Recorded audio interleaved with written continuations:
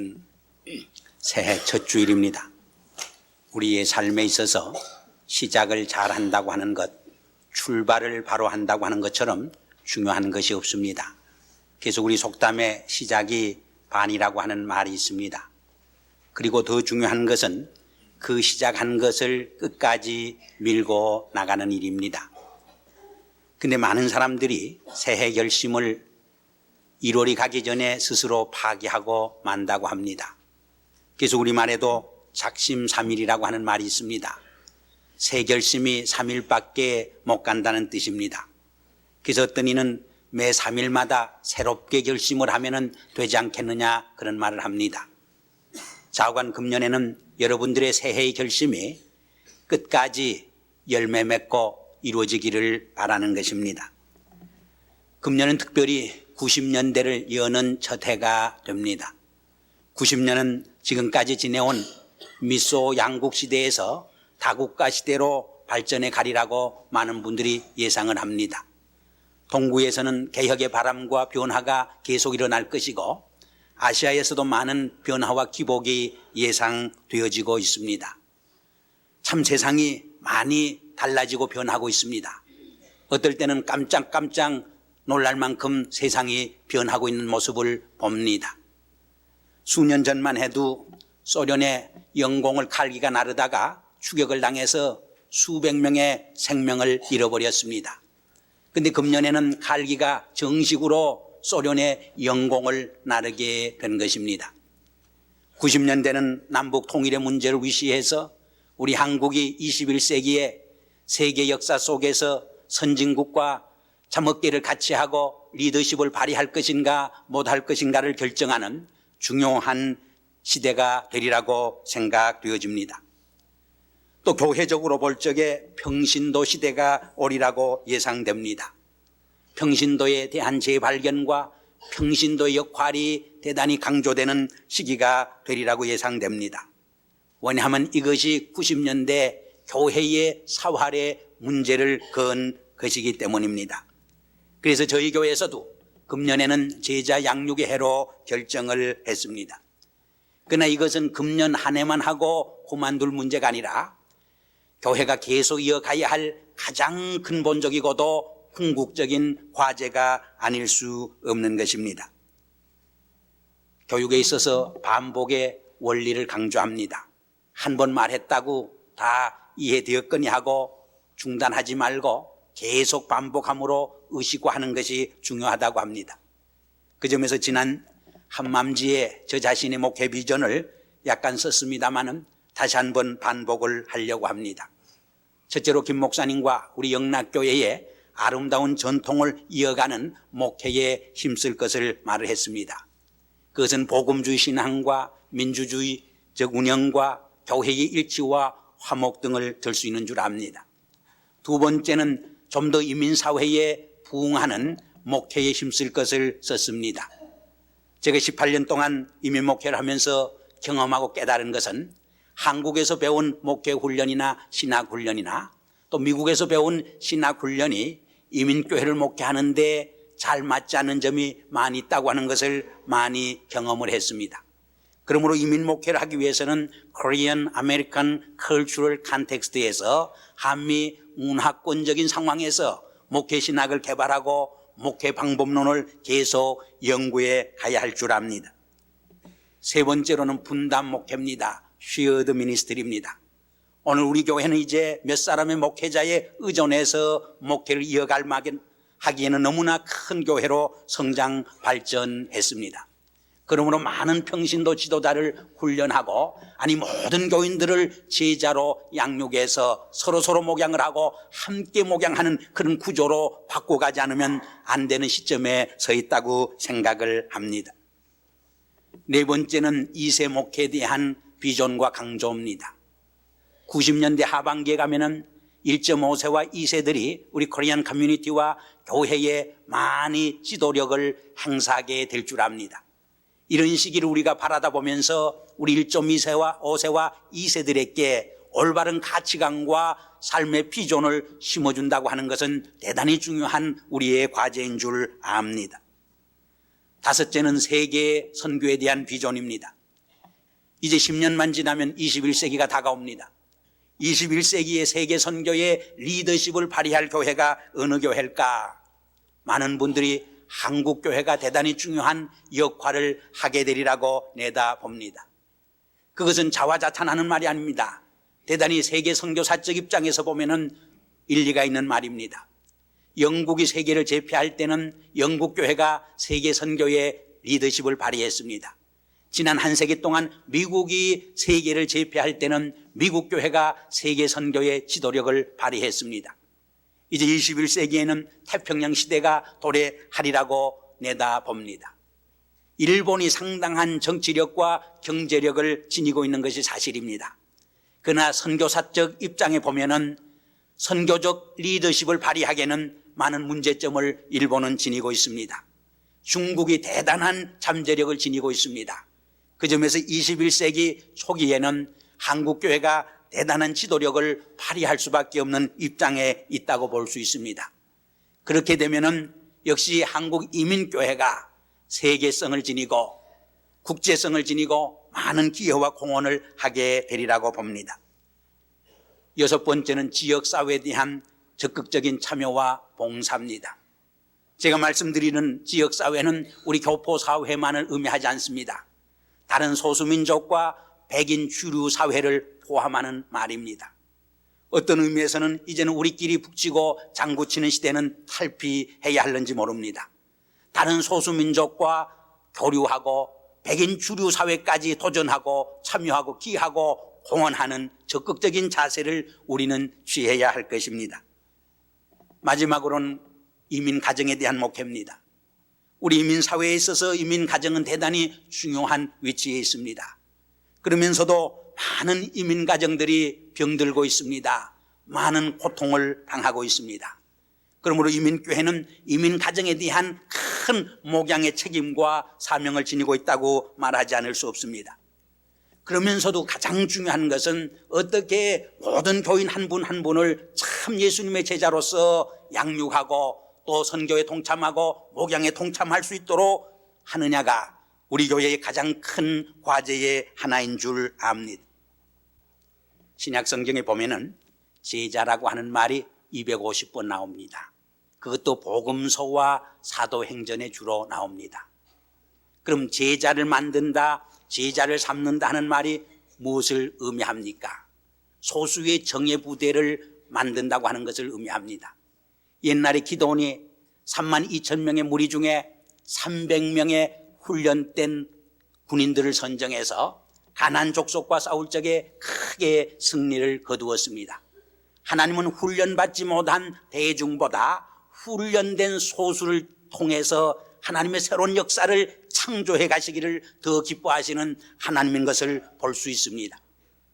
피터 마샬은 진흙 속에 있는 12제자라고 하는 글 가운데서 예수님의 12제자는 한결같이 그들이 부름받기 전에는 상선 냄새가 나고 교양이 없는 무식한 사람들이었고 겁쟁이였고 힘없는 비열한 쫄장부들이었다고 지적을 했습니다. 그러나 3년 동안 예수님과 생사고락을 같이 하면서 제자 훈련을 받게 되었을 적에 세상을 발칵 뒤집어 놓는, 세상을 완전히 그 방향을 바꿔놓는, 뒤집어 놓는 놀라운 초인의 무리로 바뀌었다고 지적을 한 것입니다. 방은수 목사도 이런 말 했습니다. 세상은 더 좋은 방법을 찾고 있지만은 하나님은 더 좋은 사람을 찾고 있다고 말씀을 했습니다. 제자 훈련이라고 하는 것은 하나님이 참으로 원하고 예수님이 찾고 있는 참 하나님의 사람, 예수 그리스도의 제자를 육성하는 목회를 의미합니다. 오늘 서구교회의 심각한 문제가 무엇입니까? 그들이 과거에 예수님의 참 제자를 양육하지 못했다고 하는 것입니다. 과거에 많은 교인들이 그냥 몰려오니까 안일하게 그들을 엔터테인하는, 즐겁게 하는 일에만 시간을 보냈지 참 예수님의 정예부대 제자들을 양육하는 데 신경을 쓰지 못했습니다. 바로 그 대가를 오늘날 서구교회는 지불을 받고 있는 것입니다. 세속주의와 공산주의와 여러 가지 사이비한 성령운동과 이단 상황이 그들을 공격할 적에 완전히 손을 쓸 수 없어서 손을 들고 만 것입니다. 칼 윌손이라고 하는 사람은 가르침의 깊이가 없이 계속되는 교세의 확장은 훗날 교회를 병들게 하고 허약하게 만들 뿐이라고 했습니다. 교회가 제자 양육하는데 등한히 하고 소홀히하고 포기하는 동안 마귀는 오히려 그 방법을 역이용해서 교회를 공격하고 세상을 자기의 무대로 만들고 만 것입니다. 예수님의 사역을 우리가 가만히 분석해 보면은 그의 첫 메시지인 회개하라 천국이 가까웠다는 말씀 속에 계시된 것처럼 회개를 통한 하나님 나라 건설이었습니다. 근데 이 하나님 나라 건설을 예수님은 어떻게 했느냐? 제자화 운동을 통해서 제자를 육성하는 일을 통해서 이루어 가셨습니다. 예수님의 제자화 운동은 대개 세 가지로 분류할 수 있습니다. 하나는 대중적인 방법을 취하신 것입니다. 산상보훈을 강의하시고 저 광야에서 5천 명을 먹이시는 일은 대중적인 방법에 의해서 제자화 운동을 벌린 장면입니다. 그러나 이것은 전시적인 효과는 있지만은 실속은 없는 일입니다. 두 번째 방법은 12제자 소그룹을 선택해서 그들을 3년간 엄격하고 철두철미하게 훈련시키는 방법이었습니다. 예수님은 2000년 전에 오늘날 많은 교회들이 말하는 소그룹 운동의 다이나믹스를 잘 터득하고 계셨습니다. 소그룹 활동과 소그룹 운동의 창시자가 오히려 예수 그리스도라고 우리는 말해 볼 수 있습니다. 특별히 기러기 떼들이 소그룹 액티비티를 잘한다, 소그룹 액티비티스를 잘한다 그런 말합니다. 이 기러기는 날아갈 때 보면은 혼자 날아가지 않습니다. 꼭 떼를 지어 날아갑니다.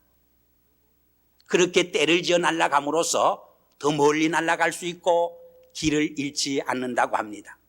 두 번째로 기러기는 날아갈 적에 반드시 그 중에 리더가 하나 있습니다. 근데 그 리더를 한 사람이 계속 하는 것이 아니라 리더를 계속 바꿔가면서 행렬을 지어 날아갑니다. 세 번째는 기러기는 날아가면서 서로 소리를 지르면서 커뮤니케이션을 합니다. 적이 오는지 서로 알림으로써 협력해서 자기의 목적지인 골을 향해서 대열을 지고 질서정연하게 날아가는 것을 볼 수 있습니다. 세 번째로 예수님의 제자와 교육의 또 하나 방법은 1:1 양육이었습니다.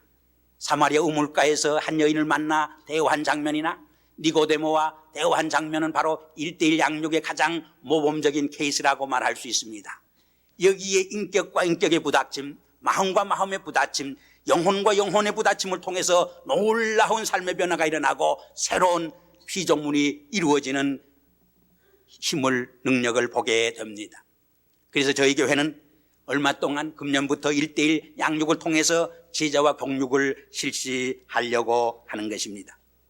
그럼 좀 더 구체적으로 예수님의 제자가 되고 예수님의 제자로 살아간다고 하는 것이 무엇을 의미하는 것입니까? 제자라고 하는 말에는 배운다는 뜻이 있습니다. 열심히 배우는 사람이 곧 제자입니다. 그러나 한 걸음 더 나가서 제자라고 하는 말씀 속에는 훈련받는 사람이라는 뜻이 있습니다. 철두철미한 훈련을 통해서 우리는 예수님의 참된 제자가 될 수 있습니다. 세 번째로는 제자라고 하는 말씀 속에는 따르는 자라는 뜻이 있습니다. 그를 따라가는 사람이 제자입니다. 아모스 3장 3절에 보면은 두 사람이 의합하지 못하면 어떻게 동행하리요 했습니다. 우리가 예수님을 따라가려고 할 적에 예수님의 생각을 나도 해야 합니다. 예수님과 같이 말씀을 해야 합니다. 예수님의 행동을 나의 행동으로 바꿔가야 합니다. 예수님의 생활 철학을 나의 생활 철학으로 바꿔갈 수 있어야 하는 것입니다. 좀 더 구체적으로 말해서 첫째로 마태복음 16장 24절에 보면은 누구든지 나를 따라오려거든 자기를 부인하고 제 십자가를 지고 나를 쫓을 것이니라 했습니다. 유명한 나치 정권에 항거하다가 사형당한 보네퍼는 The Cost of Discipleship이라고 하는 제자직의 대가라고 하는 책에서 첫 페이지에서 값싼 은혜는 현대교회의 가장 큰 적이라고 지적을 했습니다. 무슨 말입니까? 예수님의 제자가 되기 위해서는 값비싼 대가를 지불해야 한다는 것입니다. 아무런 대가를 지불하지 않을 적에 진정한 의미에서 제자가 될 수 없다고 하는 말입니다. 지난번 영어 부흥회에 오셨던 데이비스 목사님이 마지막 날 영어 부흥회에서 그런 이야기를 했습니다. 중국에 어떤 농부가 있었는데 축제를 벌이기 위해서 그 가정에 있는 모든 가축들을 다 불러 모았습니다. 축제를 하려고 하는데 어떻게 생각하냐니까 모두 가축들이 예 하면서 동의를 하고 박수갈채를 보냈습니다. 근데 잔치를 하려고 하면은 짐승을 잡아야 하는데 누가 잡힐 것이냐, 누가 죽을 것이냐 하니까 모두 눈이 휘둥그레져 가지고 목을 다 집어넣고 말았습니다. 그리고 한쪽 구석에서 저 황소를 잡는 것이 좋겠다고 말했습니다. 황소를 잡으려고 하니까 황소가 하는 말이 내가 1년 동안 열심히 농사지지 않으면 농사를 지을 수 없는데 나를 어떻게 잡을 수 있느냐고 항거했습니다. 그러면서 저 개를 잡는 것이 좋겠다고 지적을 했습니다. 개를 잡으려고 하니까 개가 하는 말이 내가 열심히 도둑을 지켜지지 않으면 1년 동안 열심히 농사진 거가 다 헛수고가 되는데 나를 어떻게 잡을 수 있느냐고 항거를 합니다. 그러면서 하는 말이 저 닭을 잡는 것이 좋겠다고 또 지적을 합니다. 닭을 잡으려고 하니까 닭이 하는 말이 내가 아침에 꼭교하고 잠을 깨워줌으로써 열심히 일꾼들이 일을 함으로 농사를 짓는데 나를 잡으면 어떡하느냐고 또 항의를 하더랍니다. 무엇을 우리에게 말해줍니까? 잔치를 벌리기를 원하고 축제를 벌리기를 원하지만은 막상 희생의 제물이 되려고 하는 사람은 한 사람도 없다는 말입니다. 예수님의 제자로서 영광과 축복은 다 기대하지만은 누가 정말 희생의 제물이 될 것인가? 제자로서의 대가와 그 값을 지불하려고 할 적에 아무도 지불하기를 원치 않는다고 하는 말입니다. 두 번째로 요한복음 8장 31절 이하에 보면 너희가 내 말에 거하면은 참 제자가 되고 진리를 알지니 진리가 너희를 자유케 하리라 했습니다.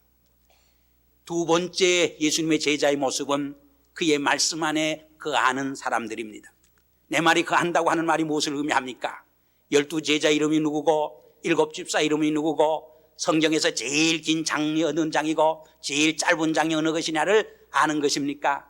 물론 그것을 아는 것도 중요합니다. 그러나 예수님의 말씀에 거한다고 하는 것은 그 말씀을 배우고 묵상하고 그 말씀으로 훈련받고 그 말씀을 생활화하는 것을 의미합니다. 그 말씀 안에서 예수 그리스도의 형상을 빚어가고 예수 그리스도와 닮은 인격을 형성해 가는 것을 의미합니다. 그때 진리를 알지니 했습니다. 여기 진리는 예수 그리스도를 가리킨 말입니다. 그리고 안다고 하는 말은 머리로서 지식으로서 이성으로서 아는 것을 의미하지 않습니다. 인격적으로 아는 것을 의미합니다. 여기 안다고 하는 말의 히브리어는 부부가 동거하고 동침하는 삶을 의미합니다. 예수 그리스도와 내가 신랑과 신부의 관계로서 인격적으로 한 몸이 되는 연합의 삶을 의미하는 것입니다. 그래서 그 안에 내가 있고 내가 그 안에 있는 삶을 통해서 참된 진리를 깨달을 수 있게 된다는 말입니다. 그때 너희에게 참 자유함이 있다고 했습니다. 이 진리를 알므로 모든 죄의 속박에서 참 자유와 후속을 만끽하며 사는 사람, 그것이 바로 예수 그리스도의 참 제자라고 예수님은 말씀하셨습니다. 세 번째로 요한복음 13장 34절 이하에 보면은 세 계명을 너희에게 주노니 서로 사랑하라. 너희가 서로 사랑하면 이로써 세상 사람들이 비로소 너희가 내 제자인 줄 알리라고 말씀을 했습니다. 예수님의 제자가 된 사람의 또 하나의 삶의 특성은 무엇이냐? 사랑으로서 종로로 타는 삶입니다. 이 말씀은 유월절날 십자가를 지시기 전 예수님의 제자들의 발을 하나하나 다 씻어주심으로써 사랑의 종로로 섬김의 본을 보여주신 다음 결론적으로 이 말씀을 주신 것입니다. 예수님께서 제자를 사랑한 것처럼 우리도 이 세상 속에서 사랑의 짐을 지고 사랑의 종로로서 할 수 있을 적에 비로소 우리는 예수 그리스도를 따르는 진정한 제자가 될 수 있다, 그 말입니다. 전터에서 스승과 제자가 만났습니다. 스승과 제자가 서로 총뿌리를 겨누고 싸웠습니다. 스승이 제자를 향해 내가 먼저 쏘라고 소리쳤습니다. 제자는 그럴 수가 없습니다 하고 말했습니다. 그때 스승이 함께 쏘자고 제안을 했습니다. 방아쇠를 당겼습니다. 그러나 얼마 후에 발견한 것은 스승은 방아쇠를 당기지 않았던 것입니다. 제자의 생명을 구하기 위해서 방아쇠를 당기지 않았습니다. 제자는 스승의 시체를 부둥켜 안고 목매 울었습니다. 스승이 자기에게 남겨준 가장 고귀한 사랑의 교훈을 거기에서 깨달은 것입니다. 예수님은 십자가상에서 자기의 생명을 쏟아바침으로 우리에 대한 가장 최상의 사랑을 본보여 주시는 것입니다.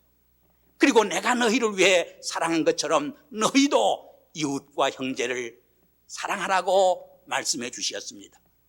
오늘날 사랑이라고 하는 말이 범람하는 세대도 없습니다. 그러면서도 이 사랑이라고 하는 말이 그처럼 남용되고 오용된 사회도 없는 줄 압니다. 지난해 어떤 배우를 살해했는데 범인을 잡았습니다. 왜 죽였느냐 물었더니 너무너무 사랑해서 죽였다고 대답을 했어요. 너무너무 사랑해서 남의 생명을 죽일 수 있습니까? 이러한 사랑의 범람 속에서 오히려 사랑에 굶주려 죽어가는 영혼이 얼마나 많습니까? 이러한 세대 속에서 주님은 참 사랑을 우리 제자된 그리스도인들을 통해서 실현하고 실천하기를 요구하고 있는 것입니다.